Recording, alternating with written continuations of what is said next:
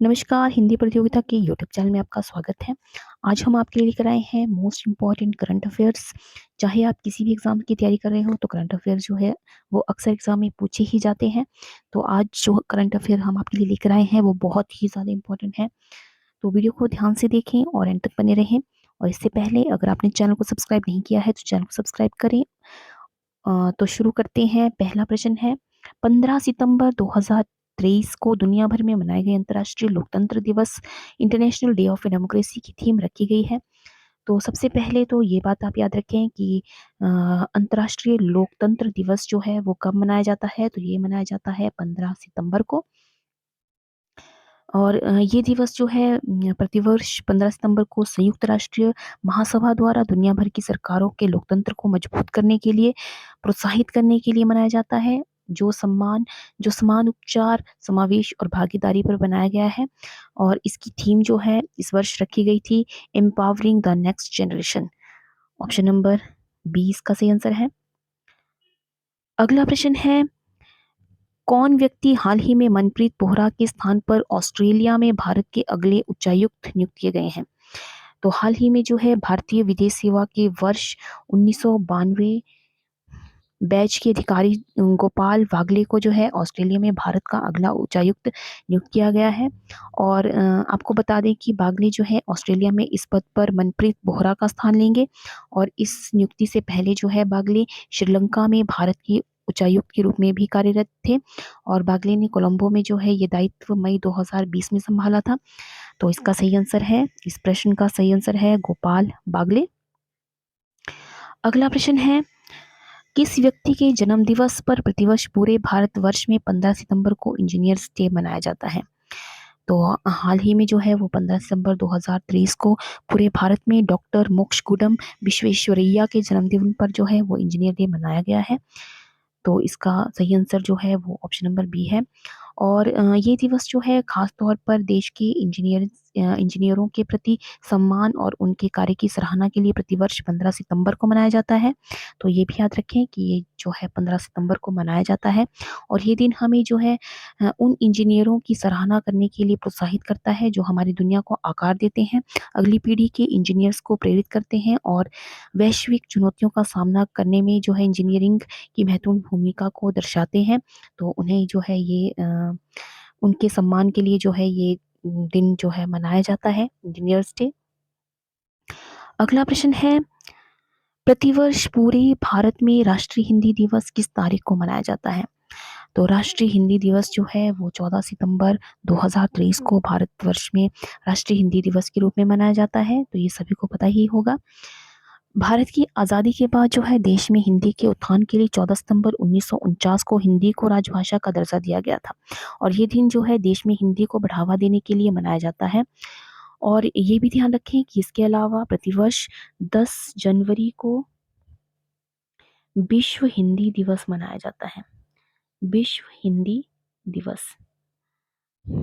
14 सितंबर को जो है वो राष्ट्रीय हिंदी दिवस मनाया जाता है और 10 जनवरी को विश्व हिंदी दिवस मनाया जाता है। इस तरह से जो है भारत में 2 बार जो है वो हिंदी दिवस मनाया जाता है, तो ये आप याद रखें। अगला प्रश्न है, हाल ही में कौन वनडे एशिया कप में सर्वाधिक विकेट लेने वाले भारतीय गेंदबाज बने हैं? तो हाल ही में जो है जारी एशिया कप 2023 में रविंद्र जडेजा ने इरफान पठान का रिकॉर्ड तोड़ते हुए सर्वाधिक विकेट लेने वाले राष्ट्रीय गेंदबाज का रिकॉर्ड जो है वो अपने नाम किया कर लिया है। और आपको बता दें कि जडेजा ने यह कारनामा एशिया कप के वनडे फॉर्मेट में खेले जाने वाले मुकाबलों में किया है। और इससे पहले पठान ने जो है एशिया कप में 12 मैचों में खेलते हुए 27.50 के औसत से 22 विकेट हासिल किए थे। और हालांकि अब जडेजा एशिया कप में 18 मैचों के बाद 24 विकेट दर्ज कर चुके हैं। तो इसका सही आंसर है रविंद्र जडेजा। अगला प्रश्न है, किस टेनिस खिलाड़ी ने यूएस ओपन 2023 में महिला एकल का खिताब जीता है? तो टेनिस खिलाड़ी कोको गॉफ ने जो है वो यूएस ओपन 2023 में महिला एकल का खिताब जीता है। उन्होंने 2-6 6-3 6-2 से हराकर जो है फाइनल में जो है उन्होंने आरियाना सवालेंका को जो है वो 2-6 3-6 6-3 और 6-2 से हराकर यूएस ओपन में अपना पहला ग्रैंड स्लैम खिताब जीता है। तो ये आप याद रखें। अगला प्रश्न है, हाल ही में कितने वैज्ञानिकों को वर्ष 2022 का शांति स्वरूप भटनागर पुरस्कार दिया गया है? तो हाल ही में जो है कुल 12 वैज्ञानिकों को शांति स्वरूप भटनागर पुरस्कार दिया गया। और शांति स्वरूप भटनागर पुरस्कार जो है वो प्रतिवर्ष दिया जाता है, और ये पुरस्कार जीव विज्ञान, रसायन विज्ञान, पृथ्वी पृथ्वी उपमंडल, पृथ्वी, वायुमंडल, महासागर और गृह विज्ञान, इंजीनियरिंग विज्ञान, गणितीय विज्ञान, चिकित्सीय विज्ञान, शारीरिक विज्ञान के क्षेत्र में दिया जाता है।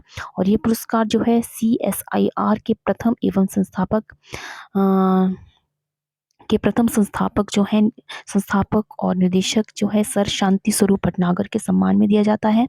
उत्कृष्ट शोध के लिए 45 वर्ष से कम आयु के भारतीय वैज्ञानिकों को जो है ये पुरस्कार दिया जाता है। तो ये भी याद रखें। अगला प्रश्न है, किस टेनिस खिलाड़ी ने यूएस ओपन 2022 में पुरुष एकल का खिताब जीता है? तो हाल ही में संपन्न हुई टेनिस प्रतियोगिता यूएस ओपन 2023 चैंपियनशिप में नोवाक जोकोविच ने जो है फाइनल में डेनिल मेदवेदेव मेदवेदेव मेदवेदेव को 6-3, 7-6, 6-3 से हराकर यूएस ओपन में अपना चौथा और 24वां ग्रैंड स्लैम खिताब जीता है। और इससे पहले नोवाक ने 10 बार ऑस्ट्रेलियाई ओपन, 7 बार विंबलडन, 3 बार फ्रेंच ओपन और 4 बार यूएस ओपन का खिताब भी जीता है। तो ये भी याद रखें। अगला प्रश्न है, हाल ही में किस शहर में भारत का पहला भूमिगत बिजली ट्रांसफार्मर स्टेशन स्थापित किया गया है?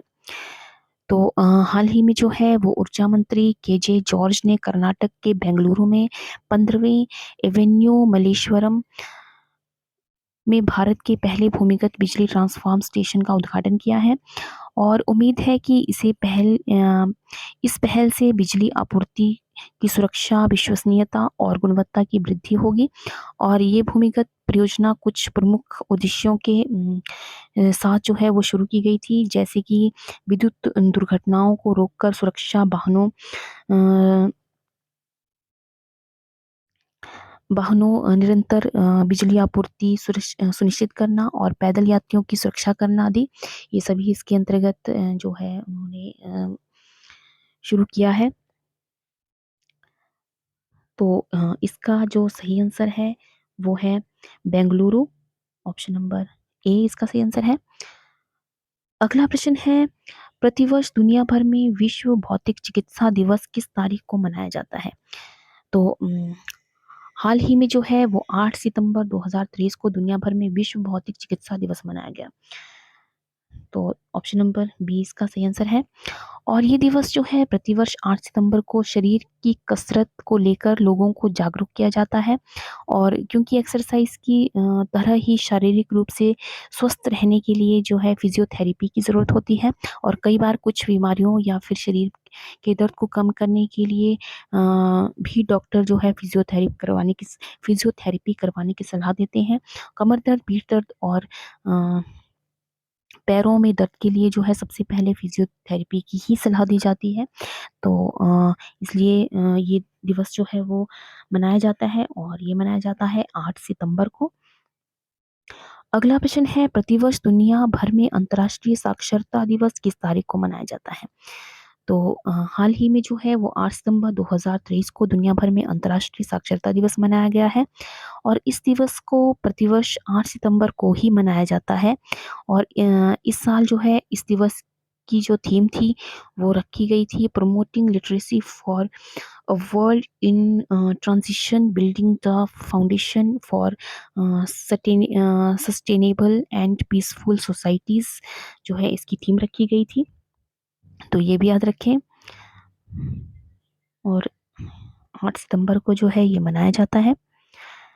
अगला प्रश्न है, हाल ही में प्रसिद्ध व्यक्ति मालिनी राजू राजूरकर का 82 वर्ष की उम्र में निधन हुआ, वह क्या थी? तो मालिनी राजूरकर जो है एक गायिका थी।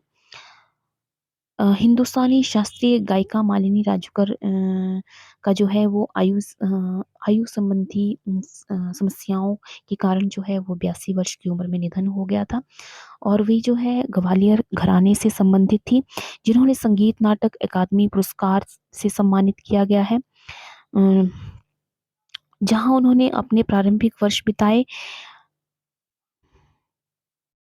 और राजूकर की जो पहचान है वो ख़याल और टप्पा शैली में गाए गए उनके गीत हैं, जो उन्हें इस शैली की अग्रणी गायिका बनाता है। तो मालिनी राजूकर जो हैं वो गायिका थी। अगला प्रश्न है, कौन व्यक्ति हाल ही में अनंत माहेश्वरी के स्थान पर नेस्कॉम के नए चेयरपर्सन बने हैं? हाल ही में जो है भारत को प्रौद्योगिकी और तकनीकी व्यापार निकाय नेस्कॉम नेस्कॉम ने जो है कॉग्निजेंट इंडिया के अध्यक्ष और प्रबंध निदेशक राजेश नाम्बियार को अपना नया चेयरपर्सन नियुक्त किया गया है। राजेश नाम्बियार।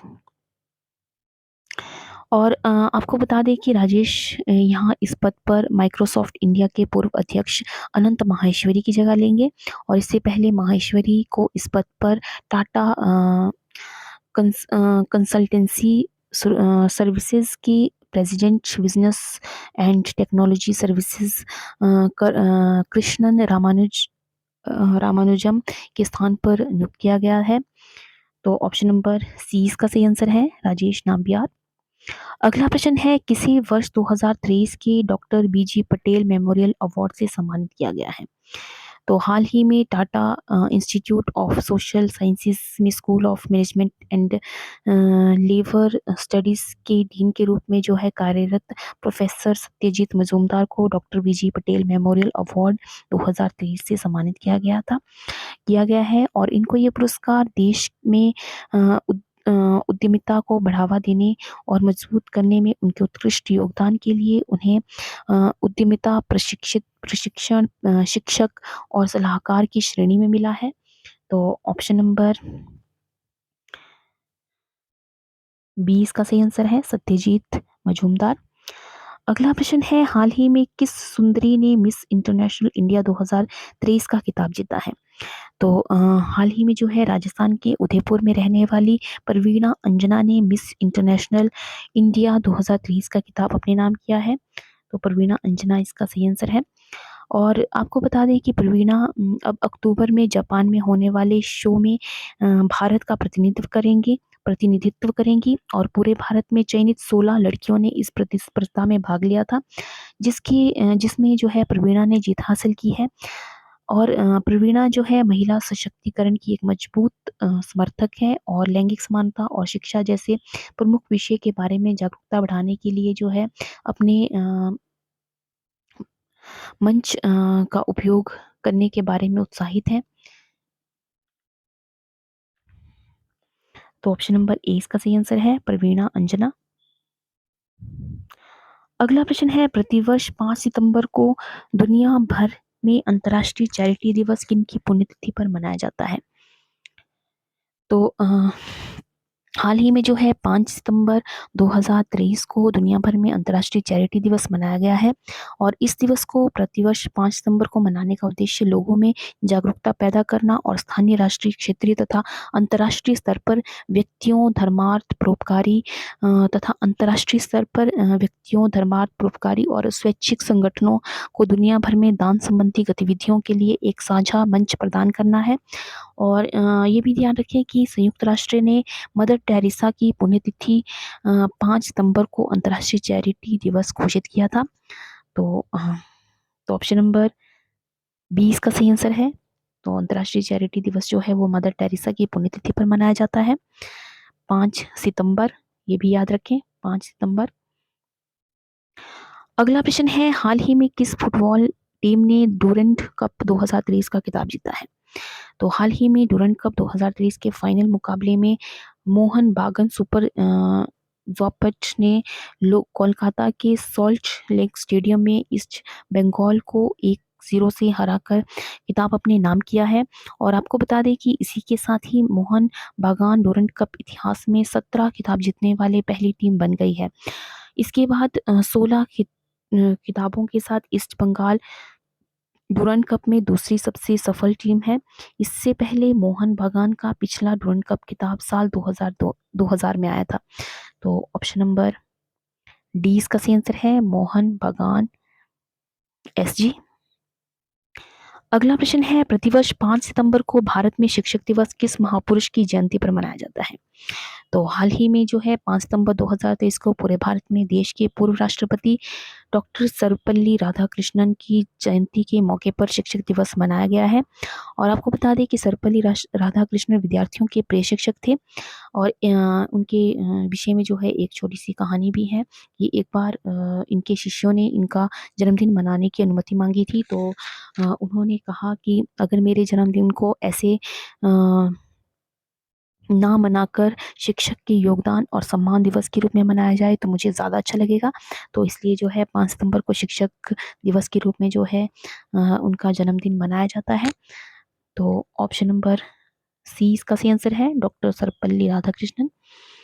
अगला प्रश्न है, कौन व्यक्ति हाल ही में वित्त उद्योग विकास परिषद के नए अध्यक्ष बने हैं? तो हाल ही में जो है श्रीराम फाइनेंस लिमिटेड के वर्तमान कार्यकारी उपाध्यक्ष उमेश रेवनकर को आगामी 2 वर्षों के लिए अग्रणी भारतीय एनबीएफसी वित्त पोषण निकाय वित्त उद्योग विकास परिषद का नया अध्यक्ष नियुक्त किया गया है। और रेवनकर जो है Shriram General Insurance Company Limited और Shriram Life Insurance Company Limited सहित कई अन्य कंपनियों में निर्देशक की भूमिका भी निभाते हैं। तो ऑप्शन नंबर डी इसका सही आंसर है, उमेश रेवनकर।